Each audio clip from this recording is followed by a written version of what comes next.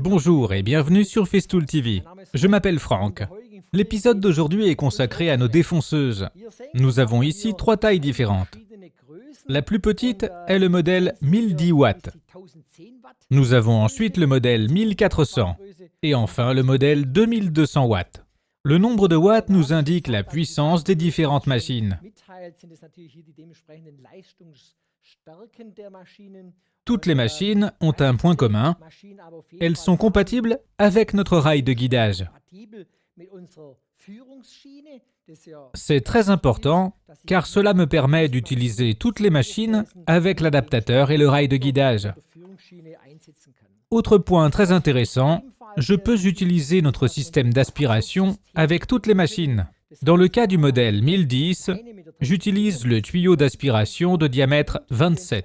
Avec les 2 défonceuses plus grandes, je pourrais aussi utiliser le tuyau d'aspiration de diamètre 27. Mais souvent, le tuyau d'aspiration de 36 est mieux adapté. Le choix de la défonceuse dépend évidemment de mon application. Pour le petit modèle 1010, il existe déjà plusieurs tutoriels sur Internet. Elle est idéale pour le fraisage de queue d'aronde, comme avec le VS600. Mais cette machine convient également au fraisage de lettres. En fait, elle est idéale pour l'usinage avec un faible enlèvement de matière. L'avantage de la défonceuse de taille moyenne, le modèle 1400, est sa course plus longue. Ceci me permet de fraiser jusqu'à une profondeur de 70 mm. Cette machine est donc optimale pour le fraisage avec des gabarits, comme par exemple le MFS 400 de Festool. Ces tutoriels sont également disponibles sur Internet. En raison de sa taille, la grande fraiseuse dispose quant à elle de 2 poignées très pratiques, car cette machine est très puissante. Elle convient très bien au travail de bois massif.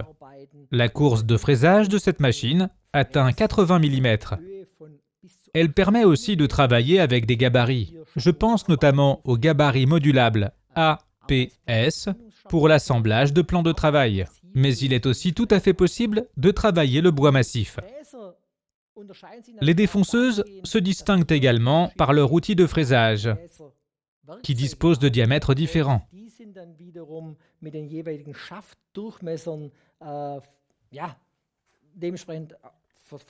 Ici, nous avons une fraise de 8 mm de diamètre. Je peux la monter sans problème sur l'OF1010. Si le diamètre est supérieur à 8 mm, il faudra utiliser l'un de ces 2 modèles. Avec la petite défonceuse, le diamètre maximal de la fraise est de 8 mm. Si certains disposent de fraises d'un autre fabricant, nous leur proposons bien sûr des pinces de serrage. Elles conviennent au diamètre de 6 mm, tout comme aux fraises aux dimensions en pouces, qui viennent par exemple des USA ou d'Angleterre.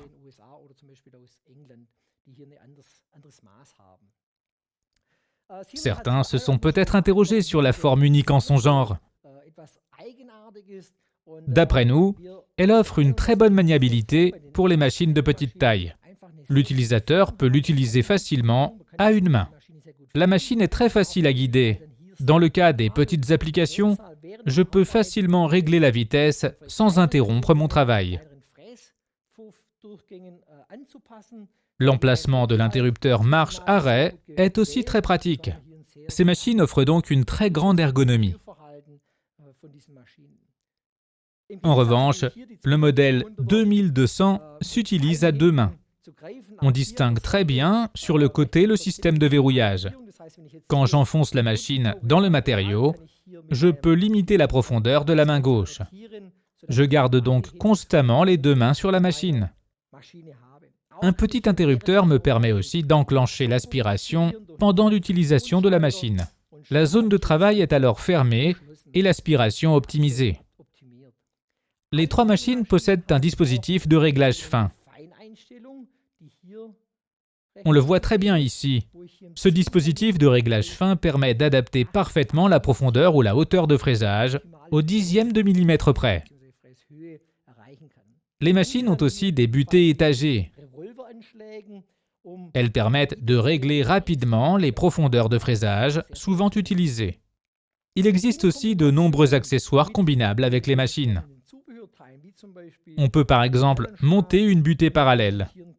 Il est aussi possible d'installer des bagues de copiage en fonction des besoins. Cette machine est donc un outil très important pour le menuisier. En fait, elle est incontournable.